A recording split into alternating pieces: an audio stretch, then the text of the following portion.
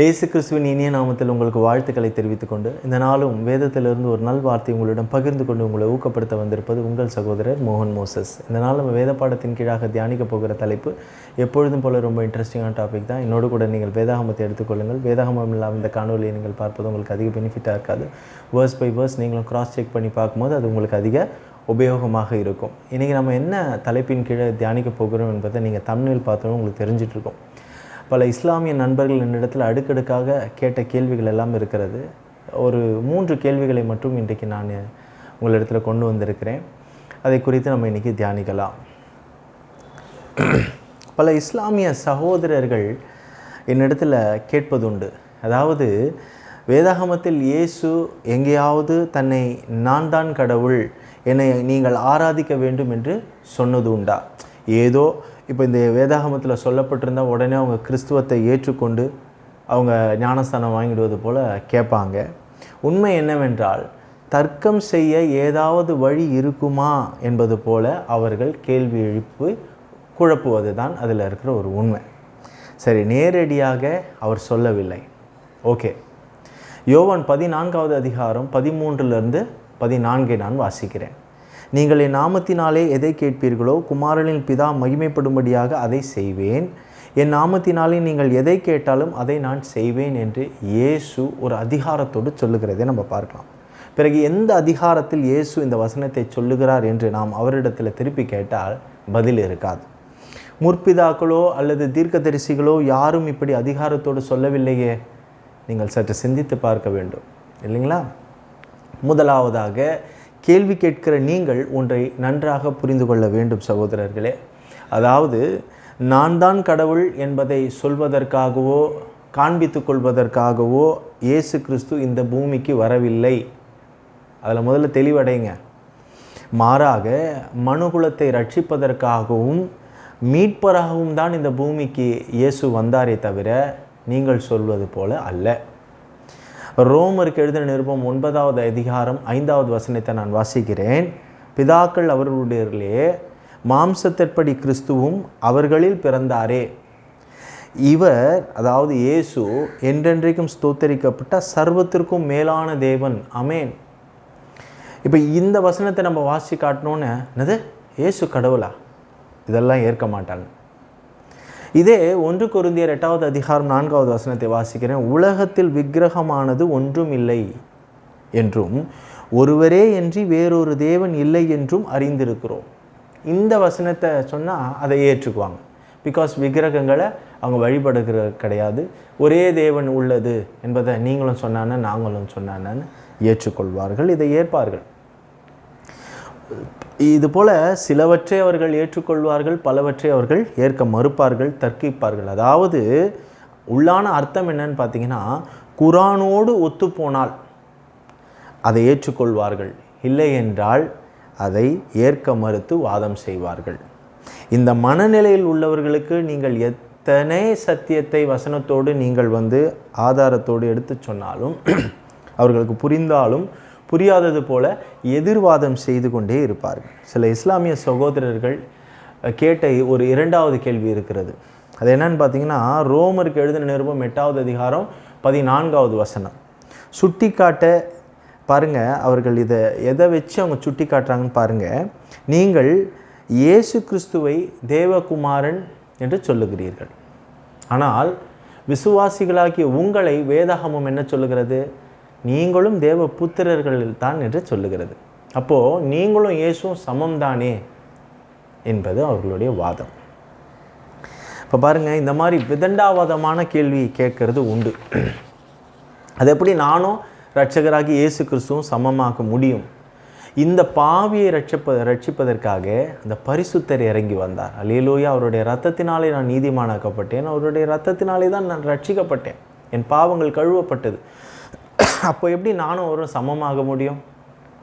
யோவான் 3வது அதிகாரம் 14வது வசனம் 16வது வசனம் சொல்லுகிறது. 3:16 தேவன் தம்முடைய ஒரே பேரான குமாரனை விசுவாசிக்கிறவன் எவனோ அவன் கெட்டு போகாமல் நித்திய ஜீவனை அடையும்படிக்கு இயேசுவை தந்தொருளி இவ்வளவாய் உலகத்தில் அன்பு கூர்ந்தான்னு பார்க்கிறோம். அப்போது நான் கெட்டு போகாமல் நித்திய ஜீவனை அடைவதற்காக தன் சொந்த குமாரனை அவர் எனக்காக கொடுத்திருக்கும் பொழுது அந்த குமாரனும் நானும் எப்படி ஒன்றாகும்? பரிசுத்தரும் பாவியும் எப்படி ஒன்றாக முடியும்? யோவான் 16:6, ஜான் 14:6. அதற்கு இயேசு, நானே வழியும் சத்தியமும் ஜீவனுமாக இருக்கு, என்னை அல்லாமல் ஒருவனும் பிதாவினிடத்தில் வரான் என்று சொல்லுகிறார். நானும் இயேசுவும் சமம் என்றால் அவரையன்றி நான் பிதாவினிடத்தில் போய் சேரணும்ல. எப்படி சேர முடியும்? ஒருவனும் சேர முடியாது. அவரே வழியும் சத்தியமும் ஜீவனுமாக இருக்கிறார். கொலேசியர் 1:16 சொல்லுகிறது, ஏனென்றால் அவருக்குள் இயேசுவுக்குள் சகலமும் சிருஷ்டிக்கப்பட்டது, பரலோகத்தில் உள்ளவைகளும் பூலோகத்தில் உள்ளவையாக காணப்படுகிறவர்களும் காணப்படாதவர்களும் சகல வஸ்துக்களும் சிங்காசனங்களாலும் கர்த்தத்துவங்களானாலும் துரைத்தனங்களானாலும் அதிகாரங்களாலும் சகலமும் இயேசுவை கொண்டும் இயேசுக்கென்றும் சிருஷ்டிக்கப்பட்டது என்று வேதம் சொல்லுகிறது. எனக்காகவா இவ்வளோத்தையும் இயேசு பிதாவாகிய தேவன் சிருஷ்டித்தார்? என்னை கொண்டா? நானும் இயேசுவும் எப்படிங்க சமமாக முடியும்? யோவான் 10:17-18 வாசிக்கிறேன்.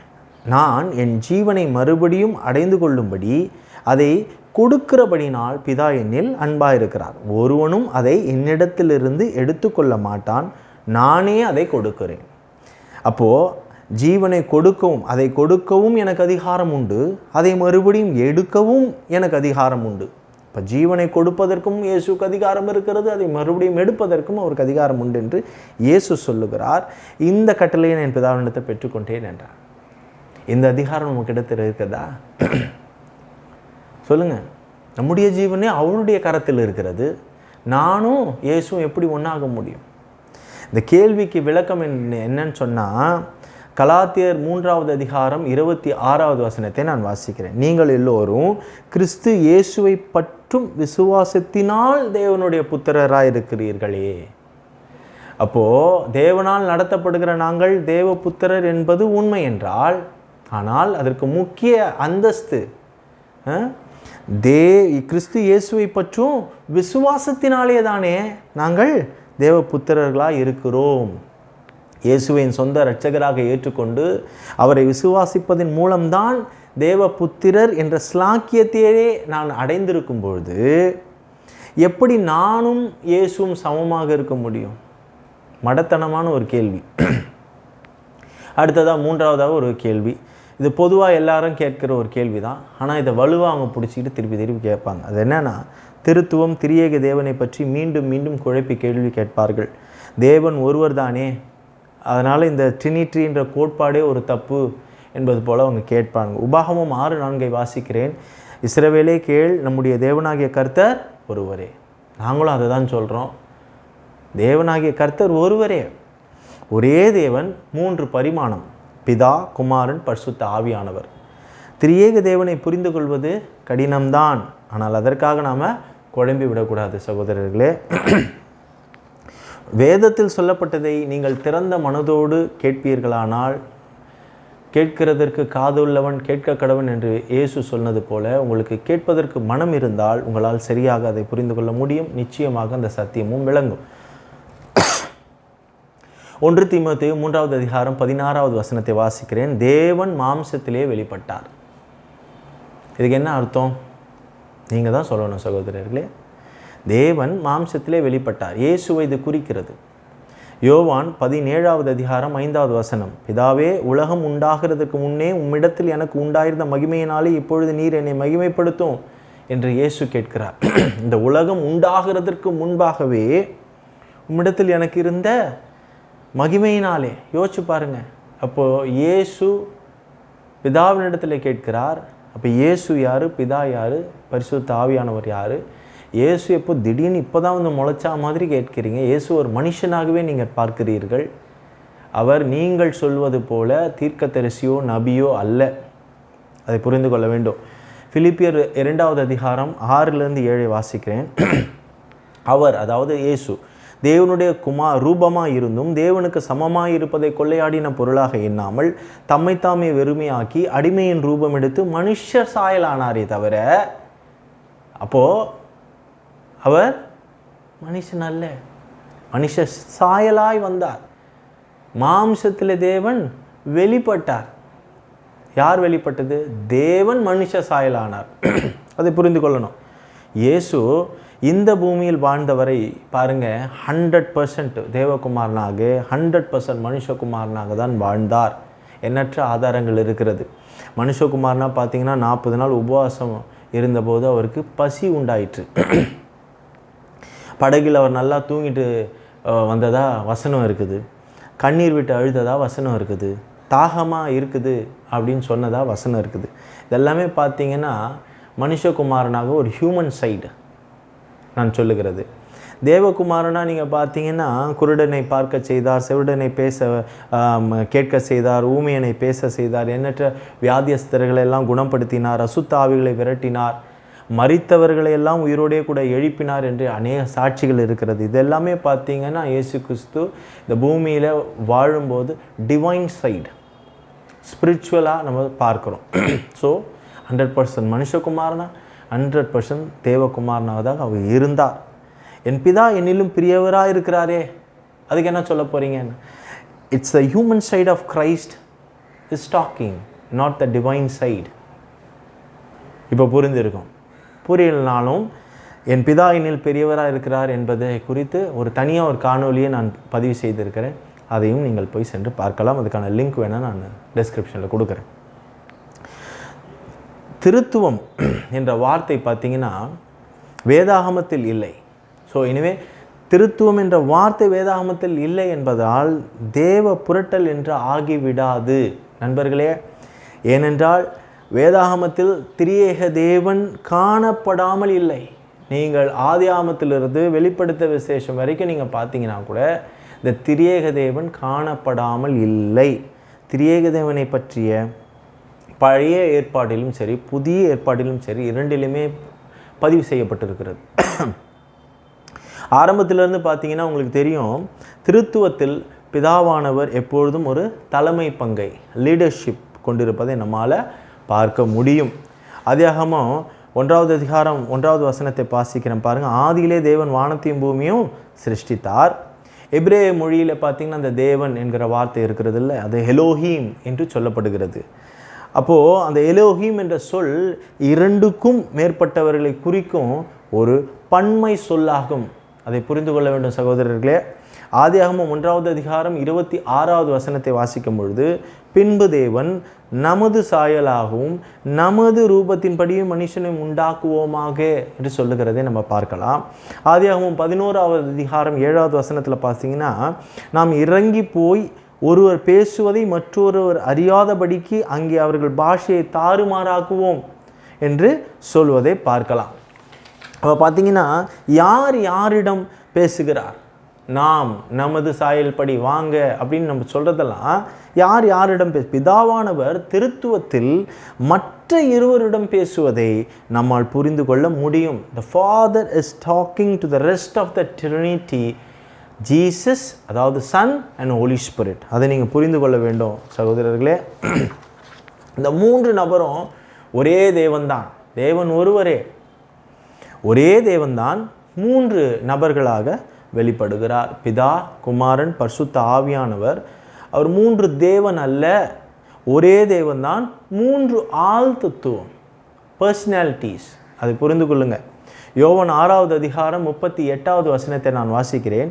என் சித்தத்தின்படி அல்ல, என்னை அனுப்பினவருடைய சித்தத்தின்படியே செய்யவே நான் வானத்திலிருந்து இறங்கி வந்தேன்.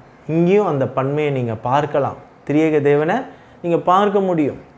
நீங்கள் தனித்தனியாக பார்க்குறீங்க, அதுவும் ஒரு குழப்பம்தானே. 1 தீமோத்தேயு 2வது அதிகாரம் பாருங்கள். தேவன் ஒருவரே, தேவனுக்கும் மனுஷருக்கும் மத்தியஸ்தரும் ஒருவரே. இது இயேசுவை தான் குறிக்கிறது. பிதா, குமாரன், பரிசுத்த ஆவியானவர் ஒரே தேவன், தெய்வீக தன்மையில் சமமானவர்கள். அதை புரிந்து கொள்ளுங்கள். ஆனால் அவர்கள் தனித்துவமான பாத்திரங்களை கொண்டுள்ளனர். Father, Son, Holy Spirit equals to God. Father is God, Son is God, Holy Spirit is God. அதை புரிந்து கொள்ளணும். ஈக்குவலி அவங்க பார்த்தீங்கன்னா அந்த தெய்வீக தன்மையில் சமமானவர்கள். ஆனால் பிதாவாகிய தேவன் யாரையும் தொழுது கொள்ள வேண்டிய அவசியம் இல்லை. அவரே சகல சிருஷ்டிக்கும் காரணர், எல்லாவற்றிற்கும் பெரியவர். தேவன் கிறிஸ்துவை விட பெரியவர். அந்த தன்மையில் நீங்கள் பாருங்கள். ஸோ யோவான் 10வது அதிகாரம் 29வது வசனத்தை வாசிக்கிறேன். அவைகளை எனக்கு தந்த என் பிதா எல்லோரிலும் பெரியவராக இருக்கிறார் என்று இயேசு அதற்காக தான் சொன்னார். அல்லேலூயா. இதனால் நாம் அப்போ பிதா பெரிய கடவுள், இயேசு சின்ன கடவுள் அப்படின்னு தப்பாக நினச்சிக்க கூடாது.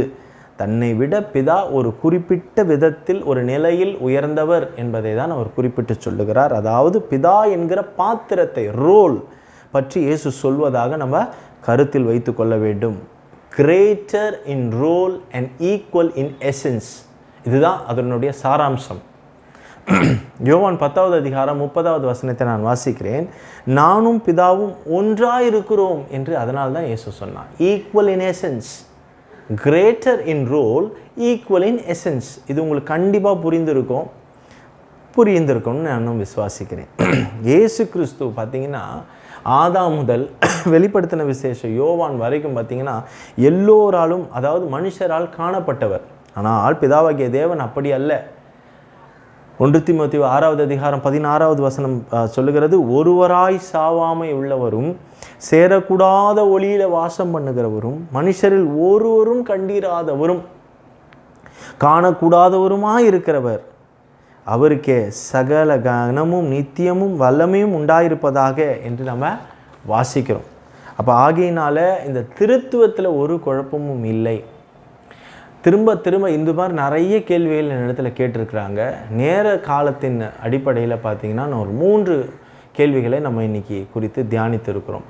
இன்னும் வரும் நாட்களில் அவர்கள் கேட்ட கேள்விகளுக்கெல்லாம் கூட நம்ம எப்படி பதில் சொல்ல வேண்டும், இல்லை அது பதில் இருக்கிறதா இல்லையா வேதாகமத்தில் என்பதை குறித்து நம்ம பார்க்கலாம். கர்த்தருக்கு சித்தமானால் வேறொரு தலையங்கத்தை கூட நான் உங்களை சந்திக்க ஆவலாக இருக்கிறேன்.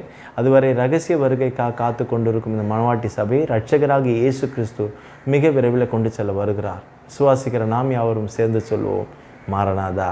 ஆமென்.